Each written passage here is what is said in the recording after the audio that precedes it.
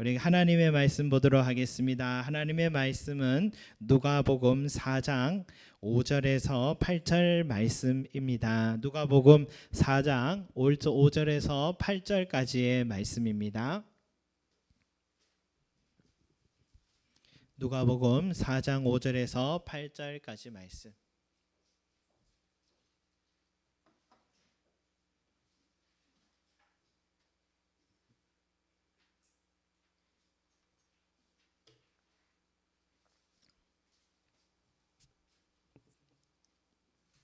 자, 찾으신 줄 알고 우리 한 목소리로 함께 한번 읽어보겠습니다. 시작.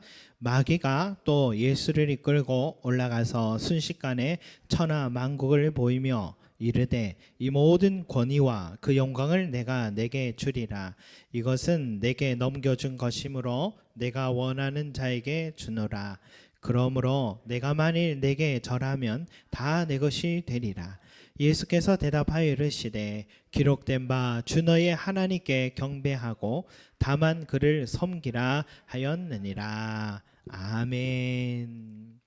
여러분, 오늘의 우리가 읽었던 이 말씀은 예수님이 광야에서 사탄에게 받은 두 번째 시험에 관한 내용입니다.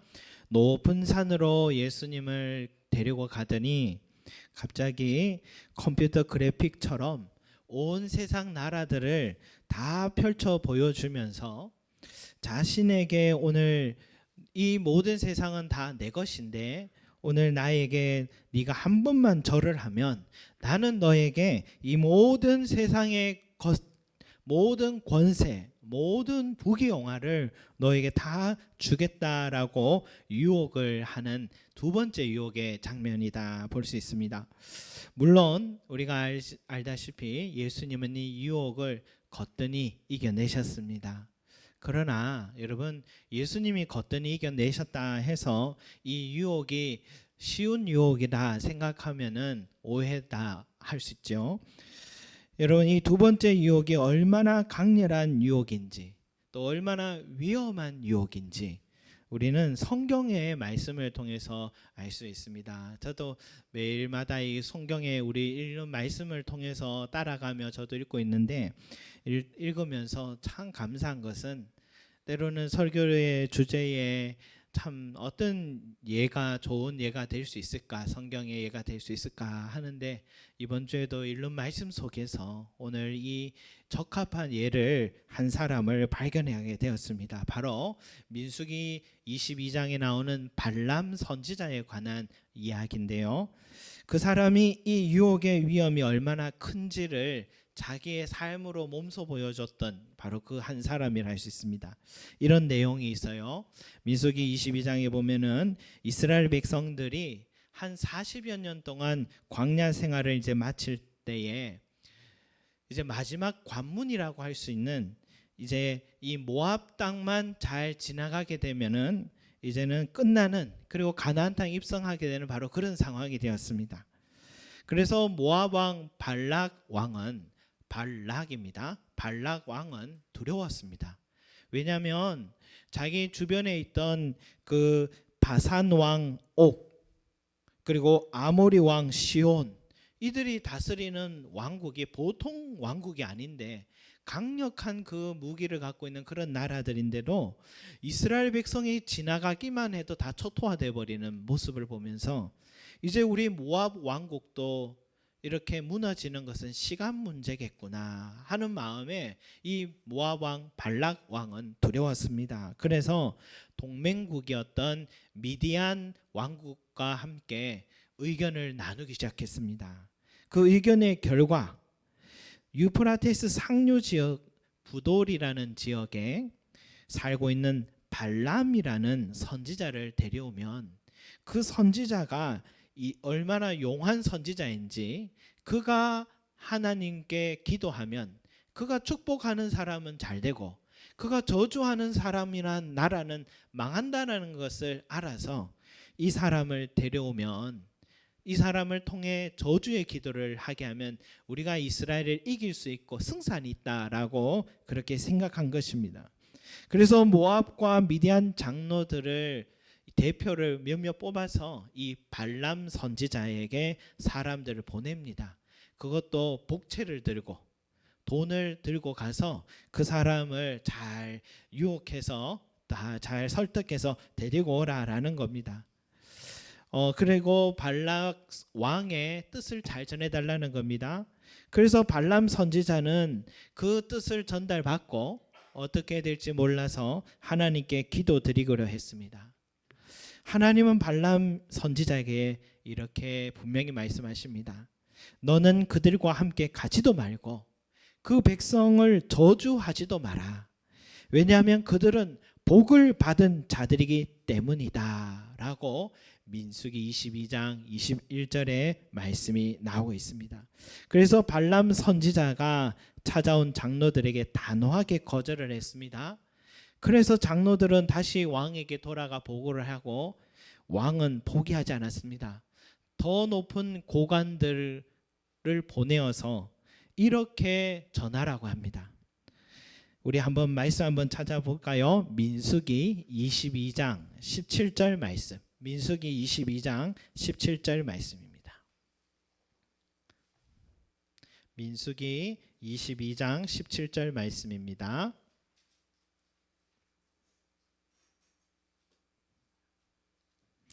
민수기 22장 17절 말씀.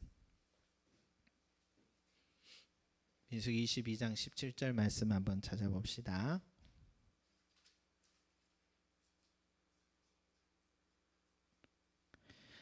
자, 한번 같이 읽겠습니다. 시작. 아무것도 거리끼지 말고 내게로 오라. 제가 틀렸습니까? 예. 단호하십니다. 민수기 22장 네, 16절부터 17절까지 같이 읽겠습니다. 시작. 그들이 발람에게 나아가서 그에게 이르되 십볼의 아들 발락의 말씀에 청하건대 아무 곳에도 거리끼지 말고 내게로 오라. 내가 그들을 높여 크게 존귀하게 하고 그대가 내게 말하는 것은 무엇이든지 시행하려니 청하건대 와서 나를 위하여 이 백성을 저주하라 하시더라. 아멘. 예. 여러분, 발락 왕이 발람 선지자에게 지금 이렇게 얘기하고 있습니다. 아무것도 거리끼지 말고 내게로 하라. 내가 그대를 높여서 크고 존귀하게 만들어 줄 것이고 또 그대가 내게 말하는 것은 무엇이든지 시행해 주겠다. 이렇게 말을 했던 것입니다. 여러분, 저는 이 발락 왕이 발람 선지자에게 제안했던 이 제안이 꼭 무엇을 닮았나 생각해 보니까 사탄이 예수님께 한 그 제안, 내게 한 번만 절해라. 그러면 내가 너에게 이 모든 만물의 권세와 영화를 주겠다고 했던 그 유혹과 참 닮았구나. 그런 생각이 들어요. 세상에서 높이고 크게 존귀하게 한다는 것은 명예를 주겠다는 것이고 그대가 내게 말한 거 무엇인지 시행하겠다는 것은 권세, 모든 물질들 이런 것들 주겠다라는 이것이 사탄이 예수님께 유혹했던 것과 참 닮은 제안을 이 발람 선지자도 받게 되었습니다. 어느 소설을 보니까요, 대기업 회장이 그 최측근이 그 대기업 회장의 개인적 또 회사의 그 비리를 다 기록되어 있는 서류 장부를 가지고 도망을 가버렸습니다. 그러니까 그 사람이 혹시나 언론과 검찰에 이 장부를 넘겨버리는 순간 이 대기업 회장과 그 회사는 순식간에 무너질 수가 있었습니다. 그러니까 무슨 썰을 써서라도 그 장부를 가진 사람을 찾아내야 됩니다.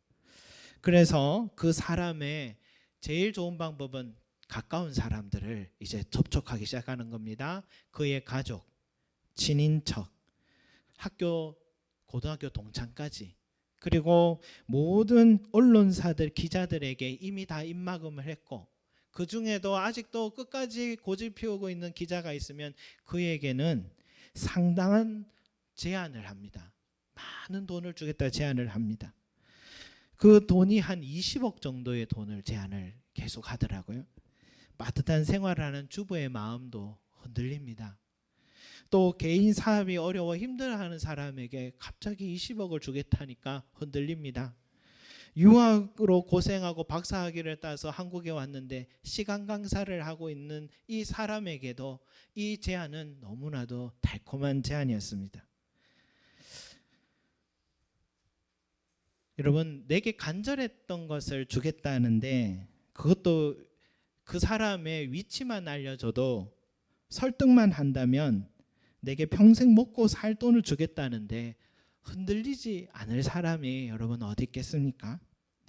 자기 비리가 드러나 큰 손실을 앞둘 그 기업의 회장에게는 20억은 작은 금액입니다. 그런데 평범한 사람에게는 일생에 한번 올까 하는 그런 기회예요. 결국은 그 중에 한 사람이 장부를 가진 사람 위치를 알려주게 되는데 그 사람은 남도 아니라 그 사람의 매형이었습니다. 아내와의 관계를 다, 가족의 관계를 다 고려해도 할 수 없을 그 일을 그 사람은 결국 그 유혹에 넘어가서 그렇게 고발하는 그런 대목이 있었습니다. 여러분, 이것이 사람의 마음이에요. 이 강렬한 이런 유혹이 오늘 발람 선지자에게 지금 찾아왔습니다. 그런데 이 발람 선지자의 대답은 무엇인가? 민수기 22장 18절 말씀 한번 볼까요? 한번 같이 보겠습니다. 18절 말씀 시작. 발람이 발락의 신하들에게 대답하여 이르되 발락이 그 집에 가득한 은금을 내게 줄지라도 내가 능히 여호와 내 하나님의 말씀을 어겨 덜하거나 더하지 못하겠노라. 아멘. 여러분, 아주 멋있지 않습니까? 그죠? 대단하죠. 뭐 어떻게 이렇게 이 큰 제안을 거절할 수 있을까? 그런데 또 한 번 다시 기도의 시간을 갖습니다. 기도하니까 하나님이 이렇게 생각이 좀 바뀌셨는지 20절에 하나님이 이제 이렇게 얘기하십니다. 같이 읽겠습니다. 시작. 밤에 하나님이 발람에게 임하여 이르시되 그 사람들이 너를 부르러 왔거든 일어나 함께 가라. 그러나 내가 내게 이르는 말만 준행할지니라. 아멘. 그냥 내가 너에게 주는 말만 꼭 하고 그들을 따라서 가라라고 하나님께서 아까 전에는 절대 가지 마라고 하셨다가 이번에는 가라고 그렇게 얘기를 하십니다. 그래서 발람 선지자는 모압 왕에게 따라갔고 모압 왕의 바램대로 이스라엘 백성들이 보이는 앞에서 보이는 높은 산 위에서 저주의 기도를 드리려고 준비하고 있습니다. 그러나 모압 왕의 바램처럼 이스라엘을 저주하기보다는 오히려 발람의 선지자의 입에서는 축복의 기도들이 계속해서 나오고 있습니다. 그 축복의 기도가 한 번이 아니라 한 3번이나 계속 저주를 해야 되는 제안에서 뿌리치고 축복의 기도를 하니까 이 발락 왕이 화가 나서 서로 갈등하다가 헤어지게 됐습니다. 이 장면을 보면서 발람 선지자가 참 어려운 일을 해냈다는 생각이 들고 이 유혹을 참 잘 이겨냈다는 생각이 듭니다. 민수기 22장 이야기는 그렇게 끝을 맺습니다. 그런데 신약 성경을 가끔 읽다 보면 이상하게 같은 사람일까 하는 생각이 들 정도로 이 발람 선지자가 나오는데 발람 선지자에 대한 이미지가 별로 좋지가 않습니다. 어떤 이미지냐? 여러분 한번 찾아보겠습니다. 베드로후서 지금 읽고 있는 이 민수기를 표시해 놓으시고요. 그대로 표시해 두시고 다시 한번 다른 말씀 찾아볼게요. 베드로후서 2장 15절. 베드로후서 2장 15절 말씀입니다. 신약 성경 385쪽에 있습니다. 신약 성경 385쪽. 제가 페이지를 알려드리겠습니다. 385쪽. 베드로서 2장 15절 말씀. 페이지로는 385쪽입니다. 같이 한번 읽겠습니다. 시작. 그들이 바른 길을 떠나 미혹되어 부올의 아들 발람의 길을 따르는도다. 그는 불의의 삭을 사랑하다가. 여러분, 발람 선지자는 이 불의의 삭, 즉 이 발락 왕이 제안했던 그 세상적 유혹을 분명히 떨쳐버렸고 단호히 거절을 했는데 하나님의 뜻대로 또 저주가 아니라 축복 기도까지 하고 왔는데 왜 베드로는 갑자기 이 발람의 선지자에 대해서 불의의 삭을, 불의의 삭은 금과 은과 모든 부귀영화겠죠, 이것을 사랑했다라고 말하는지 이해가 되지 않습니다. 이런 이 이해가 되지 않는 부분은 또 다시 사도 요한이 했던 말에서 우리가 좀 더 찾아봐야 될 것 같은데, 이런 요한계시록 2장 14절 말씀 한번 보겠습니다. 요한계시록 2장 14절입니다.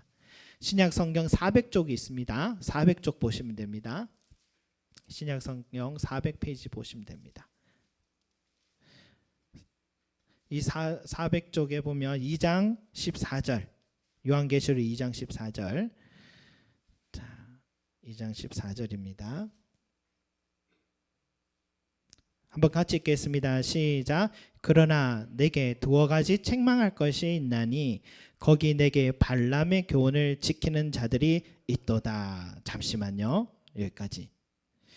여러분, 발람의 교훈을 지키는 사람들이 있다 했는데 발람의 교훈이 도대체 뭐길래 책망할 것이 있다라고 지금 말하는지, 책망할 교훈이 뭐길래 발람이 어떻게 살았길래 책망할 교훈의 대상이 되어버렸는지 우리는 또 질문하게 되죠. 그 뒤에 또 계속 읽어보겠습니다. 시작. 발람이 발락을 가르쳐 이스라엘 자손 앞에 걸림돌을 놓아 우상의 재물을 먹게 하였고 또 행음하게 하였느니라. 아멘. 여러분, 그러고 보니까 이제 조금 퍼즐이 맞춰지는 게 있죠. 민수기 22장에서 넘어가면 23장에서 보면은 우리가 알다시피 이스라엘 백성들이 모압 땅 앞에 이제 진을 치고 하나님의 명령을 기다리고 있을 시간이 얼마가 된지 모르지만 기다리고 있었어요. 그런데 어느 날부터 너무너무 예쁜 모압 여인들이 많이 예뻤나 봅니다. 이 모압 여인들이, 예쁜 모압 여인들이 슬그머니 이렇게 자꾸만 다가와서 이스라엘 남성들의 마음을 빼앗기 시작하는 겁니다. 그러니까 다 반해버린 거죠. 모압 여인들에게 반하고 그 여인들에게 몸도 마음도 다 빼앗겨 버렸습니다. 그리고 그 여인들이 하자는 대로 이제 하기 시작하는 겁니다. 그러다 결국은 이 모압 땅에서 매년마다 섬기고 있는 이 절기 때 우상들에게 제사 드리는 그 자리에 이스라엘 남자들도 같이 따라갑니다. 그리고 하나님을 섬겨야 될 이 사람들이 모압 땅의 우상을 섬기기 시작하는 것입니다. 하나님은 그 이스라엘 백성들의 행동을 진노하셔서 결국은 전염병으로 24,000명이나 이스라엘 사람들이 죽게 되는 비참한 결과를 맞게 되었습니다. 여러분, 이것이 모압 왕 이 발락이 이스라엘 백성들을 무너뜨리기 위한 계략이었던 것입니다. 그게 뭡니까? 이 계략을 뭐라 합니까? 미인계라고 하잖아요. 미인계를 지금 써서 지금 이스라엘을 무너뜨린 거예요. 이 미인계에서 출발했는데 결국은 영적으로 무너지는 작전이 된 것입니다. 참 대단한 작전이에요. 어떻게 이 발락 왕이 이런 깊은 계획을 갖고 있었을까? 그런데 이 계략을 요한계시록을 보니까 발락 왕 스스로가 한 게 아니라 발람 선지자가 발락 왕에게 가르쳐준 계략이었다라는 게 나오는 거죠. 여러분, 이스라엘을 축복했던 그 선지자, 그 선한 선지자가 어떻게 이런 악한 행동을 지금 하고 했을까? 그 이유를 베드로가 말해준 거예요. 베드로전서에서 나왔던 말씀처럼 불의의 삭스를 사랑했기 때문에 결국은 이 행위를 했다라는 겁니다. 금과 은과 보화를 단호하게 거절한 것 같았는데 알고 보니까 거절한 게 아니라 그걸 어떻게든 소유하려고 그 사람은 이 유혹에 넘어져 버렸더라라는 것입니다. 여러분 이제 민수기 22장으로 다시 한번 가보도록 하겠습니다. 민수기 22장에 이제 필름을 한번 다시 거꾸로 돌려서 불의의 삭을 사랑했다는 증거가 읽어보면 모르겠는데 어디에 있는가 살펴보면 다시 한번 민수기 22장으로 돌아가 보면요. 발락 왕이 발람 선지자에게 이런 말을 아까 전에 했다 했죠. 아무 것에도 거리끼지 말고 내게로 와라. 내가 그대를 높여 크고 존귀하게 하고 그대가 내게 말하는 것은 무엇이든지 시행하리라 라고 했을 때에 이 발람 선지자가 뭐라고 합니까? 그 유혹을 단호하게 거절했는 줄 알았는데 이런 말 하잖아요. 찾아왔던 그 사람들에게, 사자들에게 이 밤에 여기서 유숙하라. 가라고 해야 될 사람이 여기에 유숙하라고 합니다. 그리고 뭐라 합니까? 여호와께서 내게 무슨 말씀을 더하실는지 알아보리라. 여러분 하나님의 뜻을 모르는 것도 아니고 자꾸 더 기도해 보겠다라고 하는 이 사람의 이 말에는 여지를 지금 남겨두고 있는 거예요. 그 사람들은 유숙하고 있는 1박 하면서 얼마나 또 뭔가 마음의 변화가 오는가 기대를 또 하는 마음을 줬겠죠.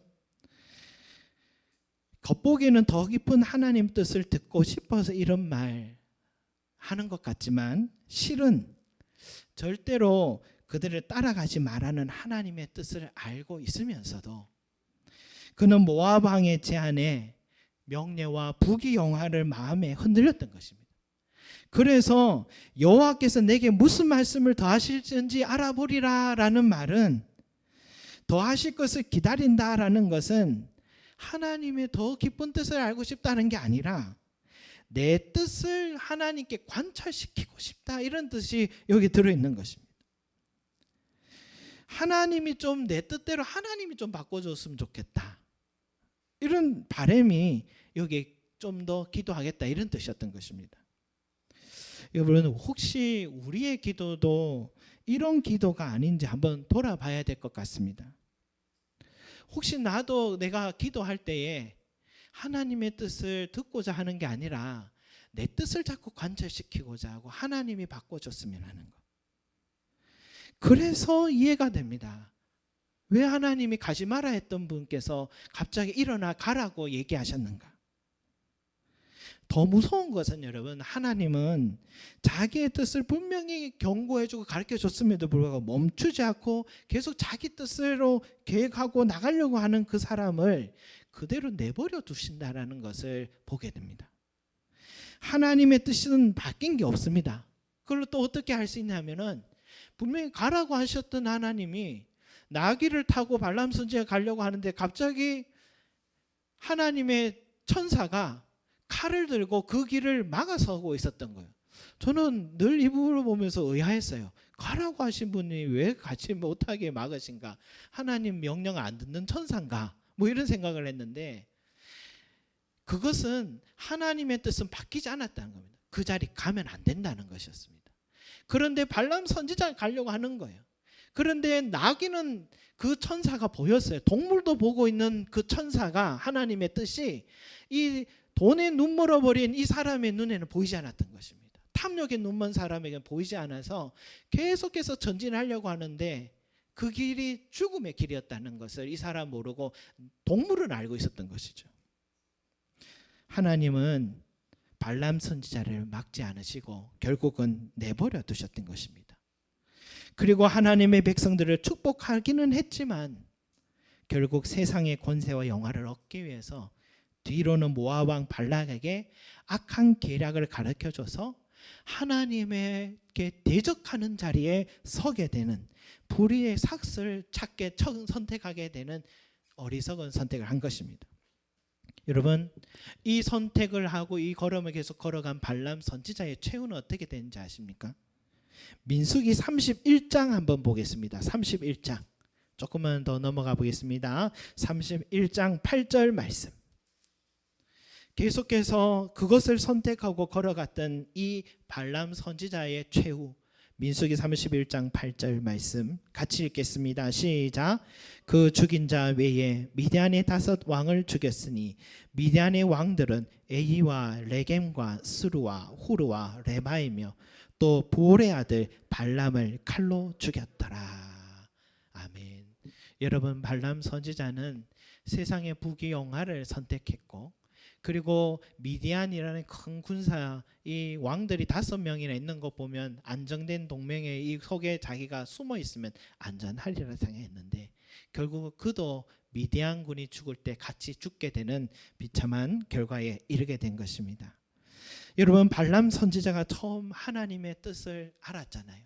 그 뜻에 따라서 자기 고향에 그대로 머물렀더라면, 또 세상 권세와 부귀영화를 준다는 달콤한 유혹을 단호히 거절했더라면, 하나님이 기뻐하신 자리에 머물렀더라면, 오늘날 우리에게 이 발람의 교훈은 전혀 다른 내용으로 전달되었고 은혜가 되었다 생각됩니다. 여러분, 이런 유혹이 발람에게만 있을까요? 인류의 최초의 사람 아담과 하와에게도 동일한 유혹이 찾아왔죠. 하나님은 분명히 선악과를 따먹지 말라, 정령 죽으리라 말씀하셨는데 하나님의 뜻을 모르는 게 아닙니다. 그러나 거짓의 아비인 사탄은 뭐라고 합니까? 하나님의 명령을 거꾸로 뒤집어 버립니다. 따먹어봐라, 영원히 죽지 않게 될 것이다. 먹으면 죽는다는 게 하나님의 명령이었는데 그걸 거짓으로 먹어라, 영원히 죽지 않게 될 것이다. 그걸 먹으면 너의 눈이 밝아지고 하나님같이 선과 악을 아는 지식을 얻게 될 것이다 라는 것은 하나님이 갖고 있는 그 권세와 능력을, 그 모든 것들을 너도 갖게 될 것이다, 이 제안이었습니다. 발락 왕이 발람 선지자에게 했던 유혹, 사탄이 아담에게 했던 유혹, 사탄이 지금 예수님에게 하는 이 유혹이 모두 다 닮았습니다. 결과는 어떻습니까? 유혹의 결과는 치명적이죠. 아담과 하와는 인류에 돌이킬 수 없는 죽음의 저주를 던져주게 됐고, 발람 선지자는 권세와 부귀영화는커녕 손에 만져보지도 못하고 칼에 죽임을 당했고, 소돔과 고모라를 선택했던 롯은 나중에 빈손이 되어서 돌아왔고, 나만 장군에게 가져온 그 돈과 옷에 눈먼 엘리사의 종 게하시는 문둥병에 걸려 죽게 됐고, 가룟 유다는 예수님을 은전 30냥에 팔았다가 목매달아 죽게 되는 결과가 성경에 그대로 나와 있습니다. 요즘 여러분, 미국에서 헐리우드에서 나오는 블록버스터 영화들을 보면 컴퓨터 그래픽들이 우리가 상상하는 그 이상의 화려한 영상미를 보여주면서, 저도 그런 영화 되게 재밌게 좋아하게 봅니다. 그런데 어느 날 그 영화가 이제 지나가고 나서 그 영화의 실제 촬영의 모습을 한 번씩 사진으로 올라와서 보여준 것을 보게 되면, 연기자들이 아무것도 없는 데서 혼자 허공을 향해서 막 칼을 휘두르고 있고 혼자 막 대화를 하는데, 그런 모습들을 보면서 야, 대부분은 다 컴퓨터 그래픽으로 다 만들어진 거예요. 그래서 해리포터의 그 마법사 학교의 교장 덤블도어 역을 맡았던 그 리처드 해리스라는 이 배우가 일평생 정말 작품 영화들을 많이 찍어왔던 배우인데, 여기에서 이 연기를 하고 나서 회의가 들었대요. CG 컴퓨터 그래픽으로 처리되는 영화를 찍고 나니까 일평생 연기로 하며 살아왔지만 요즘 연기에 회의가 든다라는 그런 말을 했던 그런 기사가 기억이 납니다. 여러분, 사탄이 우리에게 현 생활에 이런 환영을 보여주면서 유혹하는 경우들이 얼마나 많은지 모릅니다. 마치 그것이 내 인생을 책임져 줄 것이고 사실인 것이냐, 그 속에 생명이 있는 것처럼 우리를 부추길 때가 참 많이 있죠. 그러나 그 모든 것들은 다 환영드릴 때가 많습니다. 영화의 CG처럼 그런 영화를 찍고 난 후에 갖게 된 연기자의 허탈처럼 그 유혹을 쫓았던 인생은 결국 후회하는 인생으로 돌아가게 되는 것이죠. 요즘도 계속 뉴스에 많이 나오지만 중국 기업에 우리나라 기업의 인재들이 많이 가서 우리나라의 기술들이 유출되는 그런 일을 뉴스에 많이 나오잖아요. 중국 기업에서 우리나라 기업 IT 분야 전문적으로 일하는 사람들에게 슬금슬금 다가와서 이렇게 제안한답니다. 연봉 5억 이상, 그리고 대형 주택을 제공, 자녀 외국인 학교 입학, 연중 무제한 한국 외국 출입국 특례를 준다. 이런 제안으로 다가온답니다. 그러면 머릿속에 한 5년만 나가서 일하자. 그러면 한 25억을 벌 수 있으니까, 그러면 그때 다시 한국으로 돌아와서 편안한 여생을 보내는 것도 괜찮겠다. 이런 생각을 하는 거죠. 그래서 중국에 갑니다.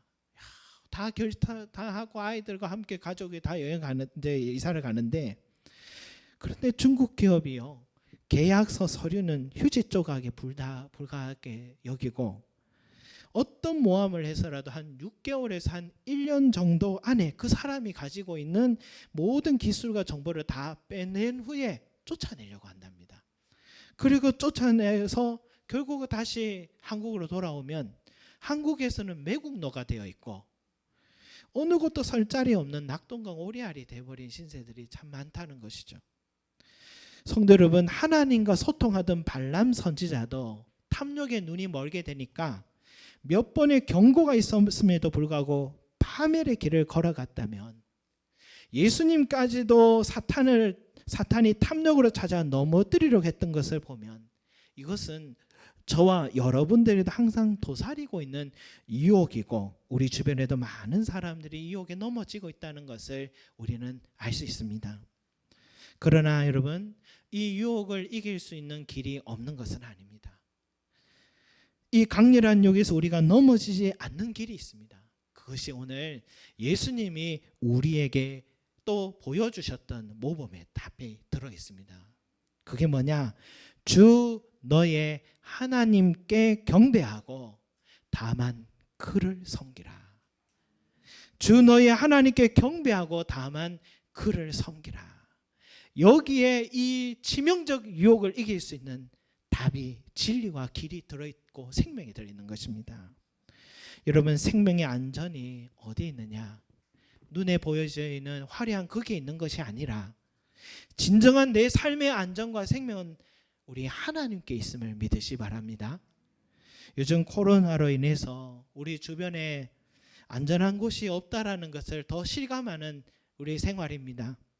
최근에 제가 다른 몇몇 목사님들과 함께 어떻게 약속 장소가 인하대 홈플러스 그곳에서 식사를 하게 됐어요.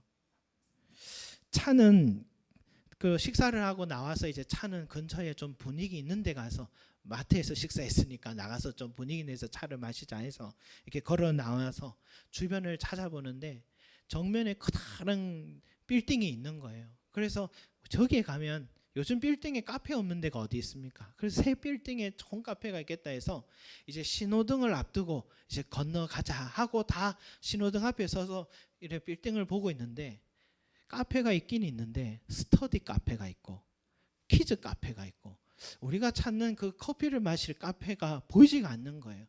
왜 저렇게 큰 건물에 카페가 없을까 하고, 안 되겠습니다, 우리 다시 그냥 마트로 돌아가서 마트 안에 있는 카페 갑시다 해서 그렇게 돌아갔습니다. 그리고 그 다음 날이 됐는데 이제 막 문자가 아침부터 경보음이 울리기 시작하는 거예요. 어제 그날까지 그 빌딩 이름이 있거든요. 그 빌딩에 갔던, 방문했던 사람들은 검사를 받으러 오십시오 하는 문자가 계속해서 오는데, 우리가 지금 문 앞에서 보고 있었던, 신호만 건너서 들어갈래 했던 그 빌딩이었습니다. 그것을 보면서, 야, 만약에 거기에 카페가 있었다면 우리도 검사 받으러 갔어야 되겠다, 이런 생각과 함께 제가 어제 정말 거기에는 카페가 없었을까 해서 제가 로드뷰로 한번 찾아 들어가 봤습니다. 들어가 보니까 우리가 본 쪽은 측면이었고, 이쪽에 로드뷰로 거꾸로 이렇게 돌아서니까 정면에는 카페가 있더라고요. 그래서 우리가 그것을 발견하고 안 보였기에 감사하게 다행인 거지, 보였더라면 저도 그 위험 속에 들어갈 수 있는 상황이 있었겠다. 아찔한 생각과 함께 우리 삶이 이렇게 내 스스로를 지킬 수 없다는 것, 우리가 아무리 안전하게 집에만 있어도 걸릴 사람이 걸릴 수도 있는 그런 우리의 삶이라는 것을 우리가 안다면 내 삶은 내가 지킬 수 없고 우리 하나님께서 지켜주셔야지만 안전하다는 것, 우리 삶의 생명이라는 것도 내가 공급할 수 없고 하나님이 주셔야만 우리 삶의 생명이 공급된다라는 것을 다시 한번 생각하는 시간이 되었습니다. 사랑하는 성도 여러분, 우리의 생명을 지킬 수 있는 유일한 길은 하나님 안에 거하는 길밖에 없음을 믿으시 바랍니다. 하나님만 경배하고 섬기는 것, 그래서 내 삶을 내가 지키는 것이 아니라 하나님이 내 삶을 지켜주는 삶, 이것밖에 없다는 것을 믿으시 바랍니다. 내가 사망의 음침한 골짜기로 다닐지라도 해를 두려워하지 않을 것은 주께서 나와 함께 하시기 때문인 줄 믿습니다. 그래서 다윗은 우리의 삶의 안전은 하나님이 나와 함께 하시고 내가 하나님 안에 거할 때라는 것을 말해주며, 또한 우리 삶의 생명이 날마다 필요한 것이 공급되는 것도 뭐라고 시편, 오늘 우리가 뭐라 합니까? 시편 1편의 말씀에 나오잖아요. 너는 시냇가에 심은 나무라. 시냇가에 심은 나무만은 그 시대조차 열매를 먹고 또 그 잎사귀가 푸른 것처럼 우리의 삶도 하나님의 시냇가와 같은 하나님 안에 있을 때에만 늘 삶에 필요한 것들이 공급되는 안전한 삶을 살 수 있다고 다윗은 자기 일생 경험 속에서 나왔던 고백을 우리에게 해주었습니다. 사랑하는 성도 여러분, 길은 단 하나입니다. 주 너의 하나님만 경배하고 그만 섬기는 저와 여러분 되시길 소망합니다.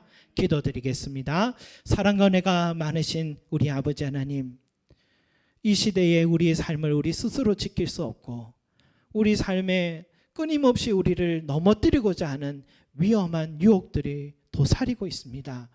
주여, 우리 스스로 생명을 지킬 수 없다는 것을 우리는 최근에 더 체감하고 있습니다. 하나님이여, 하나님 안에 길이 있음을 알고 우리가 하나님만 경배하고 하나님만 섬기고 하나님 뜻 안에만 갈 때에만 진리고 생명이 있다는 길이 된다는 사실을 오늘 주님의 명령을 우리가 마음에 깊이 새기게 하여 주셔서 좌로나 우로나 치우치지 말게 하여 주시옵소서.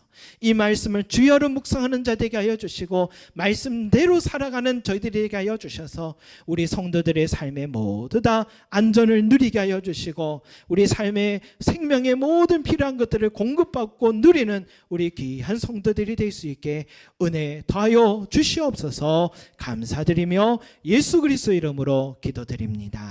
아멘.